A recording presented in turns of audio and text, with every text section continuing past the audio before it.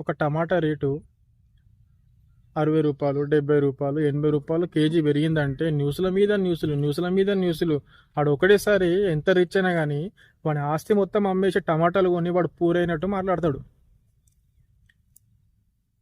ఇంత పెరిగినాయి అంత పెరిగినాయి, అగ్గి మండుతున్నాయి కూరగాయలు మొత్తం అని చెప్పేసి అంటాడు. బట్ ఆ సిచ్యువేషన్లో ఒక రైతు దగ్గరకు పోయి తన ముఖంలో ఆనందం చూడండి. తాను పండించే పంటకి ఇప్పుడైనా గిట్టుబాటు ధర వచ్చింది, నేను కూడా సంపాదించుకొని మా పిల్లలకి మంచి చదువులు చదివించవచ్చు, వాళ్ళకు మంచిగా పెళ్ళిళ్ళు చేయొచ్చు అని చెప్పేసి ఆనందం తన కళ్ళల్లో నువ్వు చూసినావంటే, తన ముఖంలో నువ్వు చూసినావంటే నీకే ఆటోమేటిక్గా వాటర్ వస్తాయి. అది ట్రూగా కష్టపడేవాడంటే, అది హార్డ్ వర్క్ చేసేవాడంటే. నేను మాట్లాడేది తప్పో కరెక్టో నాకైతే అర్థమవుతలేదు, మీరే చెప్పాలి కింద కామెంట్లో. ఇది నిజమా కాదా?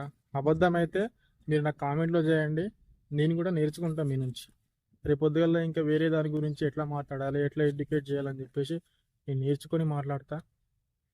బట్ ఇక్కడ ఉన్నది మాట్లాడుతున్నా, ఎందుకంటే మనము సంవత్సరం మనకు శాలరీలు పెరగాలి అని చెప్పేసి మనం ఎట్లయితే వాడు పెంచకపోతే ధర్నాలు స్ట్రైకులు ఎట్లయితే చేస్తామో, అదే మనకు తిండి పెట్టే రైతు ఎందుకు స్ట్రైకులు చేస్తలేడు?